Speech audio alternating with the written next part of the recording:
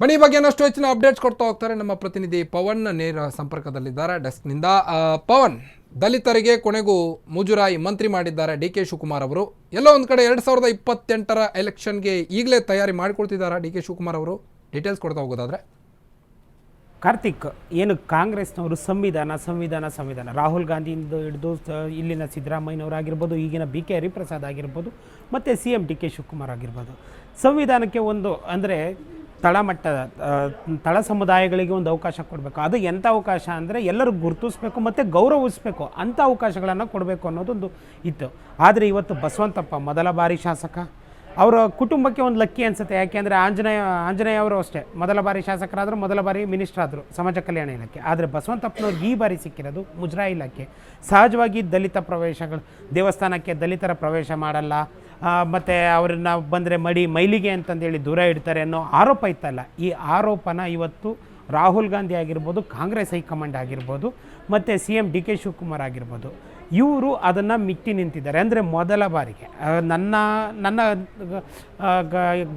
ಅಲ್ಪ ಜ್ಞಾನಕ್ಕೆ ಗೊತ್ತಿದ್ದಂತೆ ಕಾಂಗ್ರೆಸ್ನವರು ಮೊದಲ ಬಾರಿಗೆ ಒಬ್ಬ ದಲಿತ ಸಮುದಾಯದ ನಾಯಕನಿಗೆ ಮುಜರಾಯಿ ಖಾತೆಯನ್ನು ಕೊಟ್ಟಿದ್ದು. ಇದು ಅದ್ಭುತವಾದಂಥ ನಡೆ.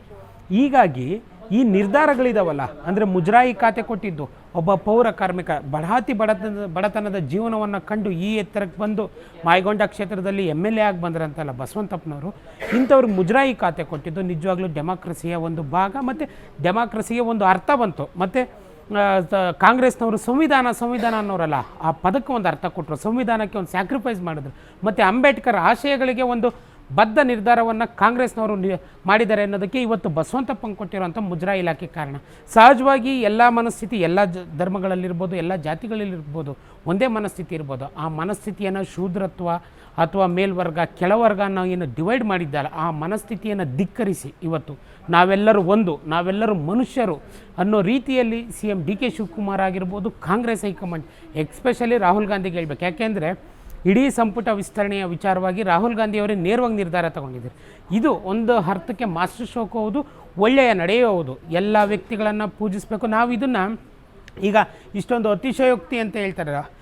ಒಬ್ಬ ವ್ಯಕ್ತಿಗೆ ಅಂದರೆ ಆ ಸಮುದಾಯವನ್ನು ಯಾರೋ ಕಟ್ಟಿದ ಜಾತಿ ವ್ಯವಸ್ಥೆಯಲ್ಲಿ, ಯಾರೋ ಮಾಡಿದ ಒಂದು ಜಾತಿ ವ್ಯವಸ್ಥೆಯಲ್ಲಿ ಒಂದು ಟ್ಯಾಗ್ಲೈನ್ ಆಗಿದ್ದಂಥ ವ್ಯಕ್ತಿಗೆ ಅಥವಾ ಆ ಸಮುದಾಯದ ಒಂದು ರೆಪ್ರೆಸೆಂಟೇಷನ್ಗೆ ಈ ಖಾತೆ ಕೊಟ್ಟಿರೋದು ಇದೆಯಲ್ಲ, ಇದರಂಥ ಒಳ್ಳೆಯ ಗೌರವ ಬಸವಂತಪ್ಪಗೂ ಅಥವಾ ಆ ಕಮ್ಯುನಿಟಿಗೆ ಒಂದು ಒಳ್ಳೆಯ ಗೌರವ. ಇದು ಅತಿಶಯೋಕ್ತಿ ಅಂತ ಹೇಳ್ತಾ ಇಲ್ಲ.